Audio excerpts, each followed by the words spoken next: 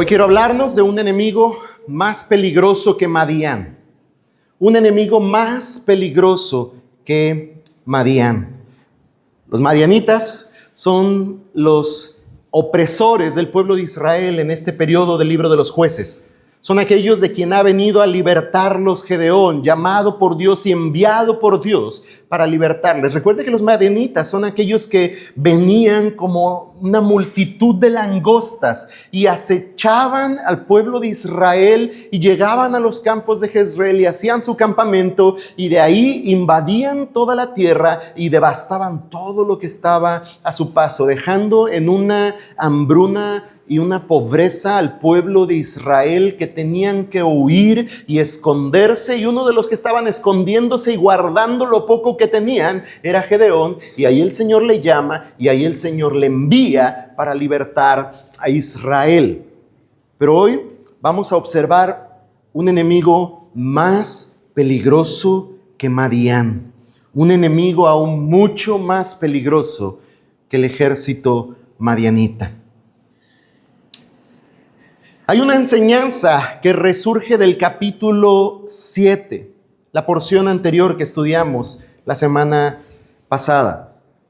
Y esa enseñanza tiene que ver con que no hay enemigo tan fuerte y peligroso que el Señor nuestro Dios no pueda derrotar. No hay enemigo tan fuerte y peligroso que el Señor nuestro Dios no pueda derrotar. Nuestro hermano Marcos la semana pasada nos hablaba con toda seguridad en base a lo que la Escritura nos enseñaba, lo que la Escritura nos mostraba, que la victoria es del Señor, que es el Dios de Israel el que entregó la victoria a los israelitas, a Gedeón y sus 300 hombres contra el ejército de Madián, que hasta el momento era descrito como muchos. No nos muestra el número contra los que pelearon Gedeón y los 300 hombres. En el capítulo 8, hoy lo veremos. Observaremos un número aproximado del ejército madianita contra los que pelearon los 300 hombres. Y la verdad a la que quiero llamar hoy nuestra atención, el principio que quiero dejar hoy en nuestros corazones a través de esta porción bíblica es el siguiente. Escuche bien, hermano, hermana, querido amigo que hoy nos escuchas. El pecado es nuestro más peligroso enemigo. El pecado, hermano, es tu más peligroso enemigo. Y cada día lucha por el dominio de tu corazón. El pecado, repito, es el más peligroso enemigo que tenemos. Y cada día ese enemigo lucha por el dominio de nuestros corazones. Y la única manera de ser salvado y guardado de ese enemigo es confiando en el único y poderoso Salvador que es Cristo el Señor. Quiero repetir esto una vez más, porque sobre esta verdad estaremos observando todo el capítulo 8. El pecado es nuestro más peligroso enemigo, no olvides esto. Y cada día lucha por el dominio de tu corazón, cada día.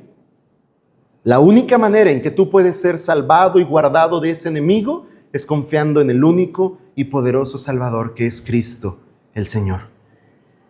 Un autor, un pastor de nombre Paul David Tripp, escribe lo siguiente en referencia a este enemigo.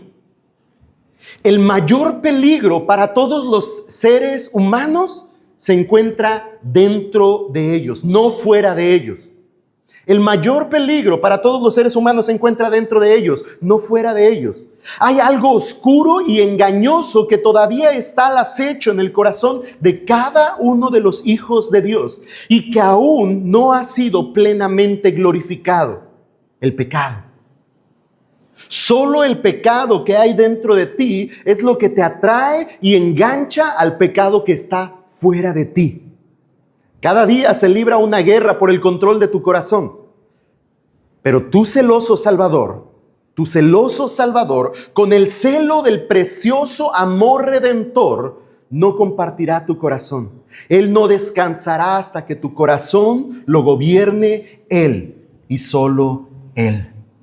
Llamó mucha mi atención este párrafo en un libro que estoy leyendo en este tiempo, y especialmente saltó mucho a mi atención estas palabras: solo el pecado que hay dentro de ti es lo que te atrae y engancha al pecado que está fuera de ti. Pensamos en los peligrosos enemigos en este mundo caído, pensamos en las muchas maldades y en la infinidad de tentaciones, pero hermanos, el más peligroso enemigo no está fuera de nosotros, sino dentro de nosotros.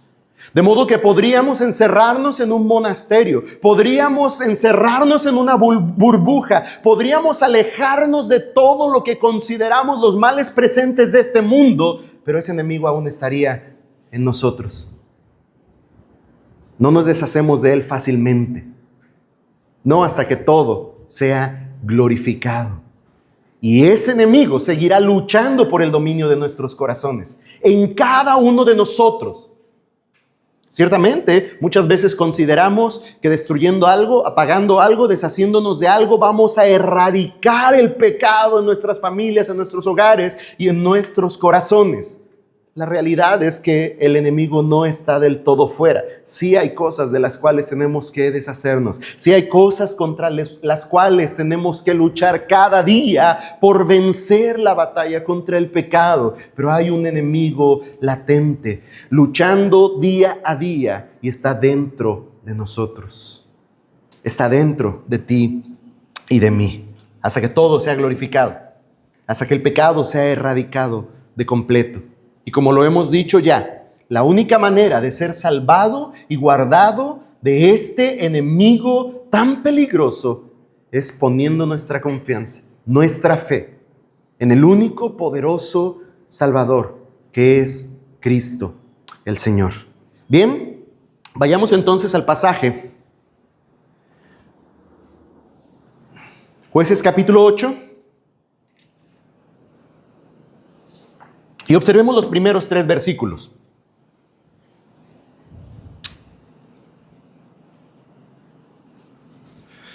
Entonces, los hombres de Efraín le dijeron: ¿qué es esto que nos has hecho al no llamarnos cuando fuiste a pelear contra Madián? Y lo criticaron duramente. Pero él les dijo, está hablando de Gedeón, los de Efraín le han dicho a Gedeón estas palabras, y entonces ahora Gedeón responde. Pero él les dijo: ¿qué he hecho yo ahora en comparación con ustedes? ¿No es mejor el rebusco de Efraín que la vendimia de Abiezer? Dios ha entregado en manos de ustedes los jefes de Madián, Oreb y Zeb. ¿Y qué pude hacer yo en comparación con ustedes? Entonces se aplacó la ira de ellos, contra el cual dijo esto. Tenemos un enemigo más peligroso que Madián.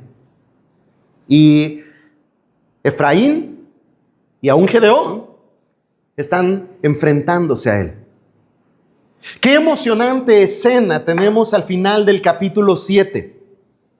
Si usted va un poquito allá atrás, en los versos 22 al 25, hay una, no sé si le parezca, pero hay una emocionante escena. Como un solo pueblo, dice la porción, los hombres de Israel se reunieron y combatieron contra su enemigo Madián. ¿Por qué emocionante? ¿Por qué se me hace emocionante? Porque tenemos a un pueblo que había estado escondido entre rocas, que había estado huyendo de los madianitas, que estaba atemorizado, que estaba en la pobreza, y ahora les vemos descritos en esta porción, cuando menos a algunas de las comunidades, algunos de las tribus, les vemos unidos como un solo hombre, combatiendo contra su enemigo Madián.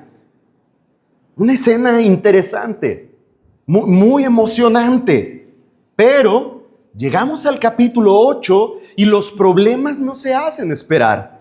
El ambiente ha cambiado. Aquellos que peleaban juntos contra un mismo enemigo parece que se han puesto unos contra otros. Los hombres de Efraín muestran su descontento contra Gedeón. Y la razón es porque dicen ellos que Gedeón no los llamó antes a la batalla. No los llamó cuando empezó a pelear contra Madián. Mire qué deseo tenían ellos de ayudar y de servir a Gedeón y a los 300 y de pelear por Israel. A pesar de la victoria sobre Madián, Efraín no está conforme. Por Efraín nos referimos a la tribu, no a un personaje en específico. No están conformes. Y como suele suceder, hermanos, con el descontento llega la crítica.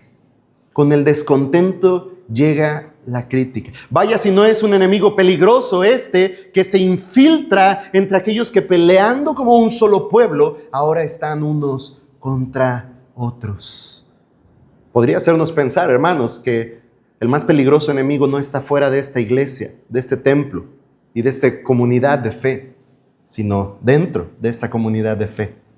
¿Cuánto daño el descontento puede producir cuando la crítica se externe y nos ponga los unos contra los otros? ¿Cuál es el verdadero problema, hermanos? Ahora, permítame mencionar esto. ¿Cuál es el verdadero problema? Piense, ¿el descontento es el verdadero problema? ¿La crítica será el verdadero problema? ¿O será que el descontento y la crítica son solo síntomas de un problema más profundo? Síntomas del verdadero problema, el cual lucha por el dominio del corazón de Efraín. Creo yo que es así, que el descontento y la crítica son solo síntomas, no son el verdadero problema. No lo fue para Efraín, no lo es tampoco para nosotros. El descontento y la crítica son solo síntomas, hermanos, de un verdadero problema, un enemigo luchando por el dominio de nuestros corazones. El verdadero enemigo es uno llamado ambición. Este era el verdadero enemigo contra el cual Efraín, sin darse cuenta, estaba batallando en su corazón. Y este enemigo estaba ganando terreno en su corazón. Y se manifiesta a través del descontento y la crítica hacia Gedeón, aquel hombre que Dios ha usado y en manos de quien Dios ha entregado la victoria contra Madián. La ambición, hermanos, es definida como el deseo ardiente de conseguir algo, especialmente poder, riquezas, dignidad o fama. Es por esto que considero que este es el verdadero problema, este es el verdadero enemigo que está luchando por el corazón de Efraín. Bien dice el proverbio popular que el poder corrompe, o es traducido también como la victoria corrompe. El pueblo de Israel había recibido de Dios la victoria. El ejército madianita estaba por ser destruido completamente, pero no había del todo felicidad y gozo en la nación. Efraín muestra su descontento y critica el trabajo hecho por Gedeón. La tribu de Efraín, como bien lo hace saber Gedeón, era una tribu mucho más fuerte, hermanos, que la tribu de Manasés, la tribu a la que Gedeón pertenecía. Incluso Gedeón se refiere a Abiezer, la familia o el clan de Gedeón. Y Abiezer era aún más insignificante comparada con Efraín. Y Gedeón les recuerda esto. Pero Efraín, hermanos, sin duda alguna no quería que el encabezado de la nota proclamara la gloria de Gedeón y sus 300. Ellos hubieran querido que la nota dijera: Efraín venció a Madián. Este es el verdadero problema. Por eso le dicen a Gedeón: ¿por qué no nos llamaste antes a la batalla? ¿Por qué no nos llamaste antes a pelear contra Madián? Porque no querían que el crédito, que la gloria de la batalla llevara el título de Gedeón y sus 300. Querían que Efraín, una de las tribus más poderosas de Israel, llevara su nombre en el encabezado de la nota de victoria en la batalla. Ellos ambicionaban poder, fama. Estaban deseosos de poder y fama. Hermanos, Dios conocía a este enemigo presente en el corazón de su pueblo. Y no solo de Efraín, sino de todo Israel. Por eso había dicho a Gedeón en el capítulo 7, versículo 2, el pueblo que está contigo es demasiado numeroso para que yo entregue a Madián en sus manos. No sea que Israel se vuelva orgulloso y diga, mi propia fortaleza me ha librado. Mas Dios conoce muy bien nuestros corazones y sabe muy bien las luchas que enfrentamos dentro de ellos y sabe muy bien los enemigos a los cuales hacemos frente en nuestros corazones, como lo sabía para con el pueblo de Israel. Por esa razón, Él disminuye la fuerza del ejército israelita, disminuye el número de sus combatientes para que sea Él y no Israel quien reciba la gloria de la batalla, porque sabe muy bien que Israel, como Efraín lo demuestra en esta porción, querría que se dijera Israel el fuerte, las tribus poderosas que vencieron a Madián. Hermanos, tengo que preguntarnos, tengo que preguntarte, ¿has luchado con este enemigo en tu corazón? ¿Has luchado con este enemigo en tu corazón? O quizá estás luchando con este enemigo en tu corazón. El deseo de tener fama, poder, reconocimiento te ha llevado a la inconformidad con el trabajo de alguien más o incluso con tu propio trabajo, con tus propios logros, con tus propios éxitos. Ese deseo de tener fama, poder y reconocimiento constantemente nos lleva a la inconformidad, hermanos.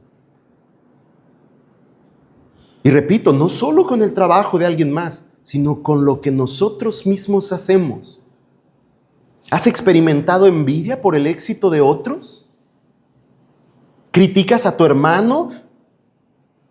Y muchas veces, hermanos, tenemos que ser realistas. No criticamos porque no lo haya hecho bien, sino porque desearíamos ser nosotros los que llevaran el crédito. Muchas veces la crítica, la gran mayoría de veces la crítica tiene por trasfondo este tema. No es que lo haya hecho pésimo el hermano. No es que lo haya hecho muy mal mi esposo, mi esposa. El punto es que yo creo que podría haberlo hecho mejor y podría haber recibido el crédito que él o ella está recibiendo. Vea cómo el descontento nos lleva a la crítica, pero su trasfondo tiene que ver con un deseo de poder, de fama, de reconocimiento. ¡Qué peligroso enemigo! Ha puesto unos contra otros al mismo pueblo de Israel. Aún están en batalla, aún hay ejército madianita, aún los reyes de Madián no han sido capturados y estos ya están teniendo conflictos los unos con los otros. Y esto puede suceder en nuestra iglesia, entre nuestras familias. Este peligroso enemigo puede ponernos unos contra otros. Solo por el hecho, y no al decir solo lo simplifico, es un peligroso enemigo, por el hecho de que nuestros corazones desean, ambicionan, fama, poder, reconocimiento. Ahí tienen a los hermanitos peleando, porque la mamá le dijo a uno bonito, guapo, te quiero, y el otro entonces despierta en su corazón una lucha contra un enemigo llamado pecado, que le llama a satisfacer un apetito de reconocimiento, de poder, de fama. No quiere que el hermano mayor o el hermano mayor sobresalga, quiere ser él. Y hermanos, eso somos tú y yo en cada momento, luchando una batalla contra este enemigo en nuestros corazones, deseando, ambicionando poder, reconocimiento. Y cuando esto no nos es dado, el descontento, la inconformidad nos lleva a la crítica y nos pone unos contra otros. Vayamos al versículo 4. Voy a leer hasta el verso 9 y vamos a ver el segundo enemigo. Gedeón y los 300 hombres que iban con él llegaron al Jordán y lo cruzaron cansados, pero continuando la persecución. Entonces Gedeón dijo a los hombres de Sucot: les ruego que den pan a la gente que me sigue, porque están cansados y estoy persiguiendo a Seba y a Salmuna, reyes de Madián. Pero los jefes de Sucot dijeron: ¿están ya las manos de Seba y Salmuna en tu poder para que demos pan a tu ejército? Gedeón respondió: muy bien, Cuando el Señor haya entregado en mi mano a Seba y Salmuna, trillaré las carnes de ustedes con espinos y cardos en el desierto. De ahí subió Gedeón a Peniel y les habló de la misma manera, y los hombres de Peniel le respondieron tal como los de Sucot. Y habló también a los hombres de Peniel: cuando yo vuelva sano y salvo, derribaré esta torre. Nos detenemos ahí, hermanos, y contemplamos este segundo enemigo. La respuesta de Gedeón a las críticas de Efraín fue una respuesta sabia, una blanda respuesta que aplacó la ira. Pero pronto Gedeón haría evidente que su corazón también estaba luchando con pecado, como también lo estaba haciendo Sucot y Peniel. Cuando Gedeón y sus hombres se encontraron cansados, buscaron apoyo en las ciudades de paso, Sucot y Peniel. Ciudades habitadas por sus hermanos israelitas, por cierto. Pero ¿cuál fue la respuesta que recibieron de ellos en la búsqueda de ayuda? Ellos les dijeron: ¿están ya las manos de Seba y Salmuna en tu poder para que demos pan a tu ejército? ¡Wow! ¡Qué respuesta de sus hermanos! De los de su propia nación. ¿Ya acabaste la batalla? ¿Ya venciste a esos reyes? ¿Ya están dominados por ti los reyes de Madián? ¿Cómo esperas que demos alimento a tu ejército? Ahora, un mismo enemigo, hermanos, un mismo enemigo mueve en direcciones distintas a Sucot y a Peniel y a Gedeón. Un mismo enemigo. Si Gedeón perseguía a los reyes de Madián, muy probablemente ellos ya habían cruzado por este territorio. La gente de Sucot y Peniel ya los habían visto. Sabían muy bien que el ejército madianita aún superaba por mucho a los 300 guerreros de Gedeón. ¿Por qué menciono esto? Muy probablemente movidos por miedo a la venganza de los madianitas, Sucot y Peniel prefirieron abandonar a los de su propia nación. 300 hombres contra ese ejército que ellos ya habían visto cruzar por su territorio de madianitas. Y ellos temieron a la venganza de los madianitas y prefirieron abandonar a los de su tierra. Por su parte, Gedeón anuncia un severo castigo contra Sucot y Peniel. Se podría pensar que Gedeón estaba reprendiendo justamente a estos hombres necios, a aquellos que no apoyaron a su nación en tiempo de guerra. Y de esta manera podríamos encontrar una justificación para los actos de Gedeón. Pero en realidad, hermanos, Gedeón enfrentaba el mismo enemigo que Sucot y Peniel, la venganza. Pero él no fue movido a temer que alguien se vengara contra él. Más bien él estaba sintiendo deseos de venganza. La venganza tiene que ver con un acto por medio del cual se busca hacer pasar por el mismo mal a la persona que causó un daño. Muchas veces, quienes efectúan actos vengativos suelen llamarle actos de justicia. Pero en realidad, hermanos, la venganza y la justicia no son lo mismo. Aunque muchas veces nosotros pretendemos hacer ver como actos de justicia nuestros actos vengativos. La justicia, y esta es una definición que encontré acerca de, la justicia es un proceso imparcial y racional gestionado por instituciones para reparar el daño y restablecer el equilibrio social. Eso es justicia. Mientras que la venganza es una acción personal, emocional y unilateral impulsada por el deseo de infligir dolor o satisfacción individual. ¿Qué era lo que Gedeón estaba buscando? Según la narración, ¿justicia o venganza? Sin duda, hermanos, que Gedeón estaba buscando venganza. movido por sus emociones. De manera individual, él estaba buscando que Sucot y Peniel sufrieran el dolor por el agravio que ellos habían cometido contra Gedeón y su ejército. Y yo nos pregunto nuevamente, iglesia, ¿has luchado con este enemigo en tu corazón? ¿Has luchado con este enemigo en tu corazón? Cuando alguien te ha herido o traicionado, ¿has deseado el mismo mal o mayor para quien te lastimó? Hermanos, creo que no nos podemos engañar, porque más de uno, si no es, por decir una cifra exacta, todos los presentes en algún momento de nuestra vida, hemos deseado ver que el mismo mal o aún un mal mayor le acontezca a quien nos ha provocado un daño.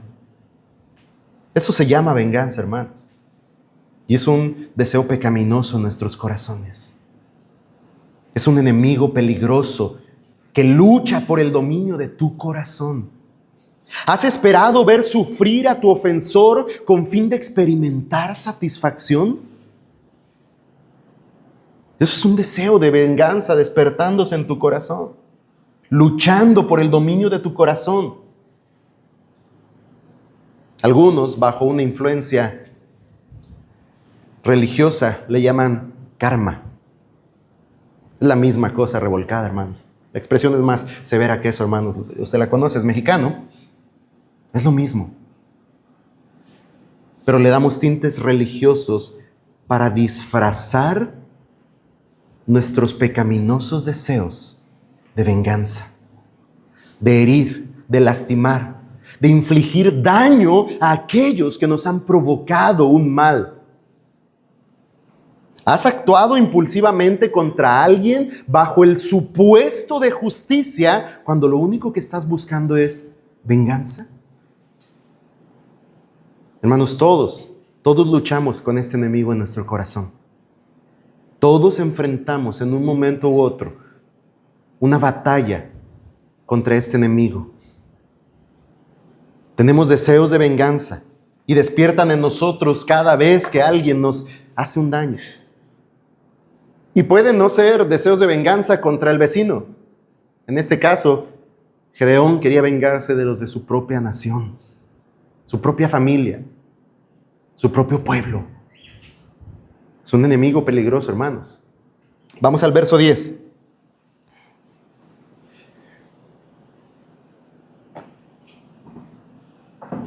Ahora bien, Seba y Salmuna estaban en Carcor y sus ejércitos con ellos. Vea esto, hermanos, aquí están las cifras. Unos 15,000 hombres los que habían quedado de todo el ejército de los del oriente, porque los que habían caído eran 120,000 hombres que sacaban espada. Gedeón subió por el camino de los que habitaban en tiendas al este de Nova y Gogbea, y atacó el campamento cuando el campamento estaba desprevenido. Cuando Seba y Salmuna huyeron, los persiguió. Capturó a los 2 reyes de Madián, Seba y Salmuna, y llenó de terror a todo el ejército. Después Gedeón, hijo de Joás, volvió a la batalla por la subida de Eres, y capturó a un joven de Sucot y lo interrogó. Entonces el joven le dio por escrito los nombres de los príncipes de Sucot y de sus ancianos, 77 hombres. Entonces Gedeón fue a los hombres de Sucot y les dijo: aquí están Seba y Salmuna, acerca de los cuales ustedes me injuriaron diciendo: ¿están ya las manos de Seba y Salmuna en tu mano para que demos pan a tus hombres que están fatigados? Entonces tomó a los ancianos de la ciudad y espinos del desierto y cardos, y con ellos castigó a los hombres de Sucot. Derribó la torre de Peniel y mató a los hombres de la ciudad. Como ya lo hemos mencionado, el ejército madianita aún era mayor al de Gedeón. Ya habían caído 120,000 hombres, aún quedaban 15,000. ¿Cuánto dan sus matemáticas? Pensar, hermanos, en la dimensión del ejército que hacía frente Gedeón con sus solo 300 presenta quizá la estrategia de Gedeón como una hazaña maravillosa, de esas de película, de esas que las películas quieren contar. Con 300 hombres, cuando el ejército de Madián estaba desprevenido, Gedeón cayó sobre ellos. Hizo huir una vez más a los reyes de Madián. Parece una escena de película. Parece una estrategia muy adecuada para un ejército tan diminuto en comparación a los restantes 15,000 de Madián. Pero hermanos, hay algunos detalles de esa hazaña que debemos observar. Gedeón sube a la batalla tomando por sorpresa a los madianitas, y no es porque dude del poder de su ejército para derrotarlos, poder que por cierto han recibido de Dios, favor que han visto sobre ellos venir de parte de Dios. Ya el Señor les había entregado un número mayor de guerreros. Ya habían luchado con cerca de 135,000 hombres en batalla y habían vencido. Pero parece más bien que el objetivo de Gedeón desde un principio era otro: capturar solamente a Seba y Salmuna. El pasaje no describe más actos de Gedeón en la batalla, pero fue tal su ataque que nos dice el pasaje que llenó de terror a todo el ejército. ¿Cómo habría sido ese ataque de Gedeón que llenó de terror a todo el ejército? Así como en el valle de Jezreel el pánico contribuyó a la victoria, así en esta escena también. Pero en este pasaje no es el Señor de los ejércitos quien recibe las glorias de la batalla, sino Gedeón. Observe bien eso. El Gedeón que vemos en esta escena es un hombre, hermanos, dominado por la ira. Con furia y violencia arremete contra sus enemigos al punto de poner a temblar a hombres que conocían la guerra. Eran hombres de batalla. Y cuando Gedeón vino sobre ellos, tomándoles desprevenido, ellos terminaron temblando, atemorizados. Oh, qué peligroso enemigo, hermanos. Ahora, algo interesante es que la furia con la que Gedeón atacó a Madián no pretendía acabar con el ejército, hermanos. Como ya lo dije, parece que solo quería llevar capturados a los reyes. ¿Con qué propósito? Si podía acabar con los restantes del ejército. Solo el pasaje nos dice que regresa a la batalla, pero nos describe que el ejército tembló, aterrorizado. Parece que solo quería llevar capturados a los reyes para poder descargar su ira al cumplir sus amenazas de venganza contra Sucot y Peniel. Porque una vez que tuvo capturados a los reyes, capturó también a un joven de Sucot para interrogarlo acerca de los ancianos del pueblo. Lo que Gedeón hace a los ancianos de estas ciudades es algo que no habíamos visto en la historia de los jueces, hermanos. El libertador de Israel dando muerte a los hombres de la nación a la cual Dios les llamó a libertar. Esto no había sucedido en otra escena en el libro de los jueces, no hasta ahora. Gedeón es el primer juez que pelea contra Israel, pero tristemente no será el último. ¿Y qué movió a Gedeón a estos actos? Un enemigo llamado ira. Y yo te pregunto, ¿has luchado con este enemigo en tu corazón? La ira, hermanos, es un peligroso enemigo que cuando toma lugar en el corazón nos lleva a actuar impulsivamente. Con pasión, pero no en un sentido positivo, sino una pasión movida por la indignación y el enojo. Y cuando la ira invade la mente y el corazón, el hombre suele actuar con furia, violencia y actos de saña, tal y como pasó con Gedeón. Hermanos, cuando la ira invade nuestra mente y corazón, perdemos el control de nuestras emociones. Respondemos al conflicto de maneras erróneas. Lastimamos, herimos.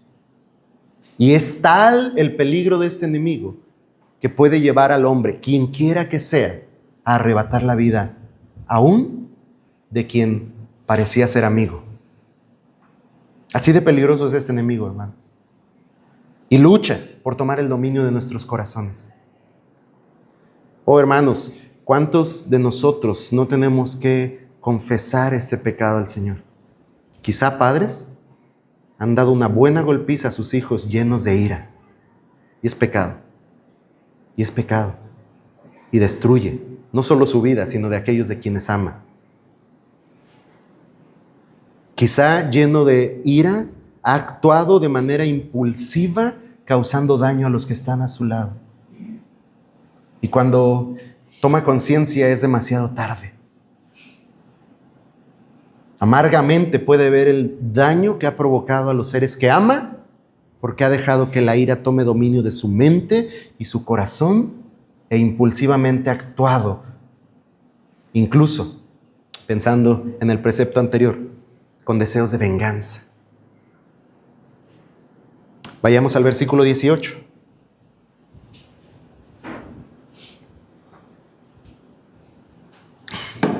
Verso 18. Después dijo a Seba y a Salmuna: ¿qué clase de hombres eran los que ustedes mataron en Tabor? Preste atención aquí, hermanos. Eran como tú, respondieron ellos. Cada uno parecía hijo de rey. Versículo 19. Eran mis hermanos, dijo él, hijos de mi madre. Vive el Señor, que si los hubieran dejado con vida, yo no les quitaría la vida a ustedes. Y dijo a Jeter, su primogénito: levántate y mátalos. Pero el joven no sacó la espada porque tenía temor, pues todavía era muchacho. Entonces Seba y Salmuna dijeron: levántate tú y cae sobre nosotros, porque como es el hombre, así es su fortaleza. Y se levantó Gedeón y mató a Seba y a Salmuna, y tomó los adornos de media luna que sus camellos llevaban en el cuello. Nos encontramos con un enemigo más, hermanos.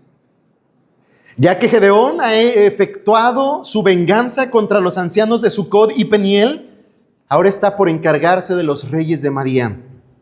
Pero parece, hermanos, que Gedeón tiene un tema en específico que tratar con Seba y Salmuna. Un tema que, por cierto, hasta el momento era desconocido por nosotros en la historia de Gedeón. Qué interesante saber que Gedeón ha emprendido la búsqueda y persecución de estos reyes porque ellos dieron muerte a sus hermanos. Y llama mi atención las palabras del verso 19.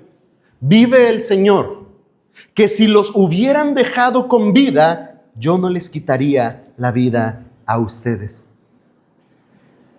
Hermanos, iglesia, detrás de cada acción emprendida por Gedeón hay un enemigo más tomando dominio de su corazón. Y ese enemigo se llama rencor. El rencor ha echado sus raíces en su corazón al punto que Gedeón ha dejado de pensar en el llamado del Señor a libertar. Ha levantado su mano contra el pueblo de Dios. Ha perseguido a los enemigos de Israel por la muerte de sus hermanos más que por la opresión de su nación. Gedeón está lleno de rencor contra Seba y Salmuna. No bastando que el rencor tome dominio de su corazón, vemos a Gedeón tratando de sembrar ese rencor en Jeter, su primogénito, su hijo. Levántate y mátalos, le dice. Cuando su joven hijo no fue capaz de levantar su espada contra los reyes madianitas, Gedeón no dudó en responder a las provocaciones de Seba y Salmuna y les dio muerte. Ese es un corazón rencoroso. Un corazón en donde el rencor ha echado raíces. Y yo los pregunto, hermanos, yo te pregunto hoy, ¿has luchado con este enemigo en tu corazón? ¿O estás luchando con este enemigo en tu corazón? Llamé mi atención esta definición. La psicología observa el rencor como una emoción negativa que surge al no perdonar una ofensa percibida, actuando como un apego emocional al pasado que puede cronificar conflictos y afectar la salud mental. Vea qué peligroso es este enemigo, hermanos. El rencor es observado en el comportamiento de la mente humana como una emoción negativa que surge al no perdonar una ofensa percibida. Actúa como un apego emocional al pasado, vea, aún hasta nos lleva prisioneros al pasado, y puede volverse un conflicto crónico que termina afectando la salud mental del hombre. Y cuando permitimos que el rencor ocupe lugar en nuestros corazones, hermanos, llegamos a generar resentimientos amargos que llegan a despertar afectos negativos hacia los que nos rodean.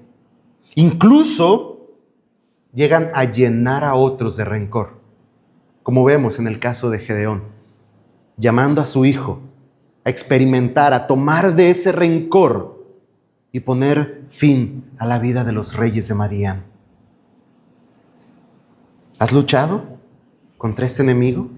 ¿Has luchado o estás luchando con rencor en tu corazón? ¿Estás atado a sentimientos del pasado que no has sido capaz de perdonar y están moviendo tus emociones y tus acciones impulsados por el rencor?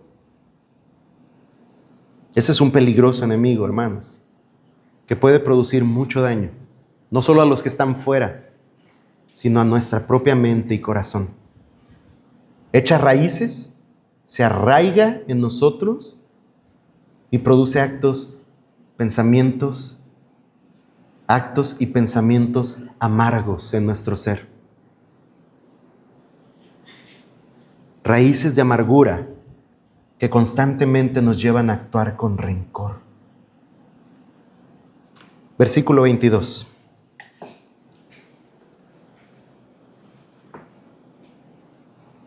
Los hombres de Israel le dijeron a Gedeón: reina sobre nosotros, tú y tus hijos, y también el hijo de tu hijo, porque nos has librado de la mano de Madián. Pero Gedeón les respondió: no reinaré sobre ustedes, ni tampoco reinará sobre ustedes mi hijo. El Señor reinará sobre ustedes. Quisiera pedirles, Gedeón les dijo, que cada uno de ustedes me dé un zarcillo de su botín, pues tenían zarcillos de oro porque eran ismaelitas. De cierto, te los daremos, dijeron ellos. Y tendieron un manto y cada uno de ellos echó ahí un zarcillo de su botín. El peso de los zarcillos de oro que él pidió fue de 1,700 siclos, es decir, 9.4 kilos de oro, sin contar los adornos de media luna, los pendientes y los vestidos de púrpura que llevaban los reyes de Madián, y sin contar los collares que llevaban sus camellos al cuello. Gedeón hizo de ello un efod y lo colocó en Ofra, su ciudad, con el cual todo Israel se prostituyó ahí, y esto vino a ser ruina para Gedeón y su casa.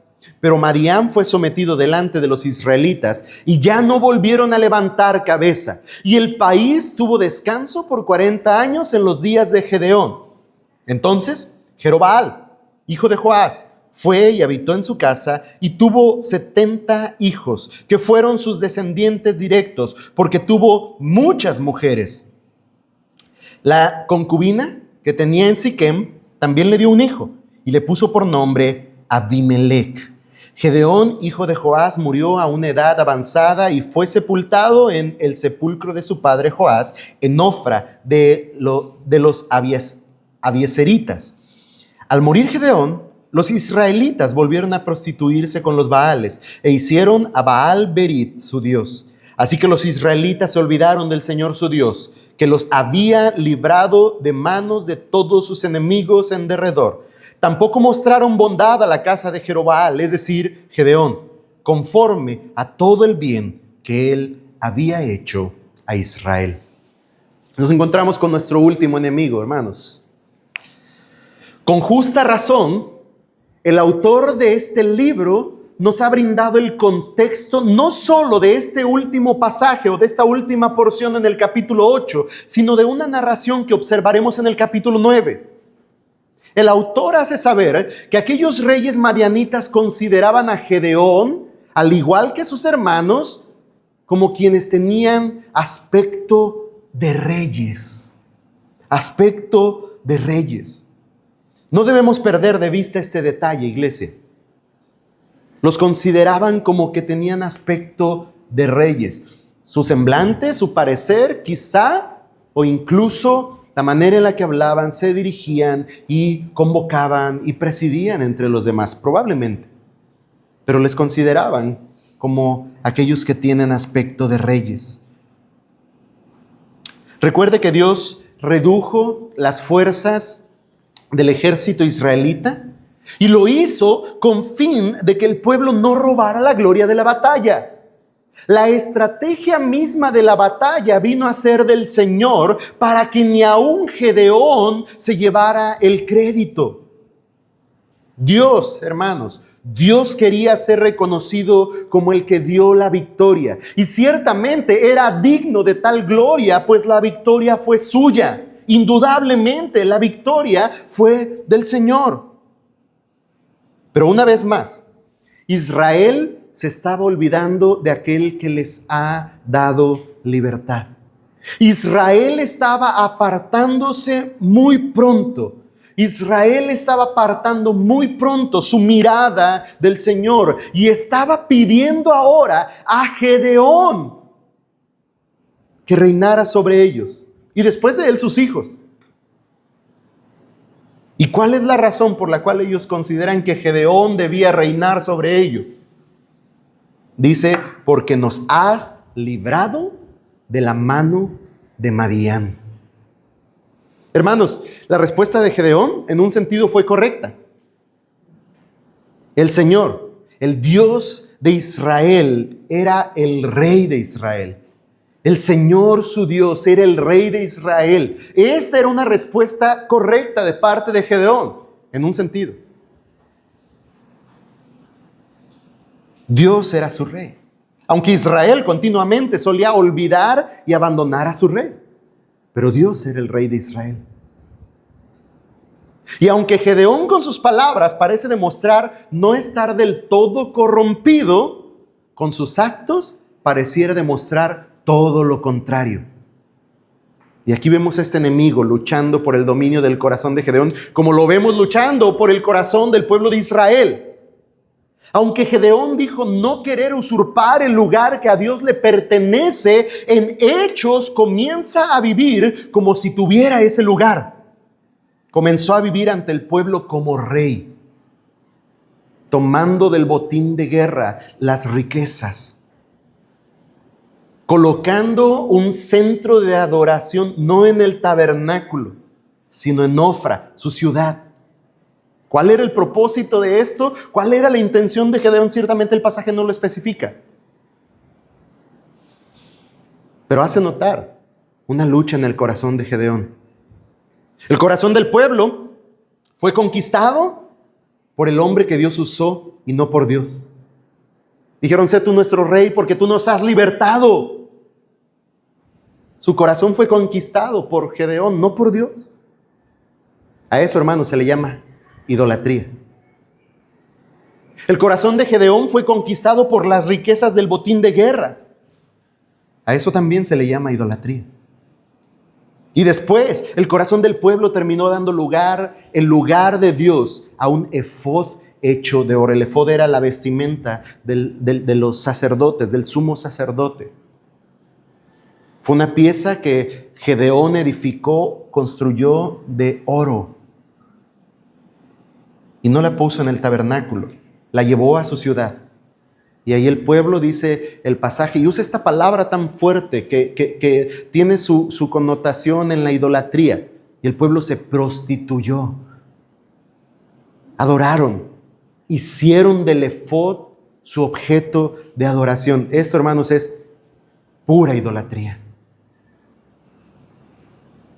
Aquí tenemos a Israel enfrentándose a un nuevo enemigo interno llamado idolatría. Después vemos a Gedeón rindiendo su corazón también y volviendo su corazón al de las mujeres. Y yo nos pregunto, hermanos, una vez más, yo te pregunto, ¿has luchado con este enemigo en tu corazón?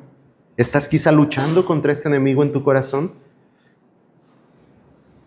La idolatría es el culto destinado a la adoración de los ídolos. Pero puede considerarse también como idolatría el amor excesivo por alguna persona o algún objeto, cuando éste ocupa el lugar que solo a Dios le pertenece.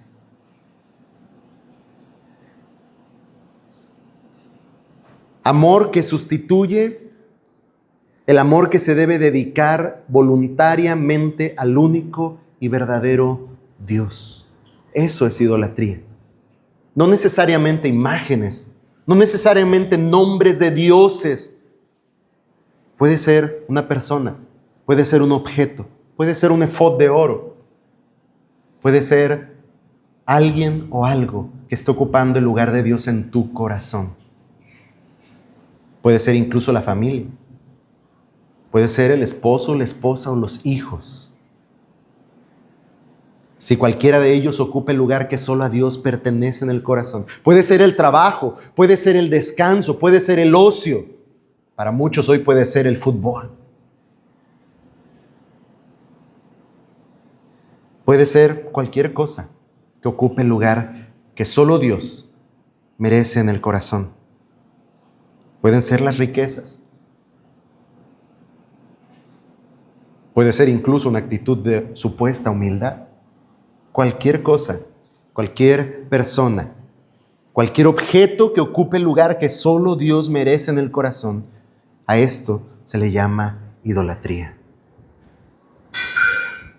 ¿Algo o alguien, querido hermano, querido amigo, algo o alguien está sustituyendo el amor que en tu corazón se debe dedicar al único y verdadero Dios?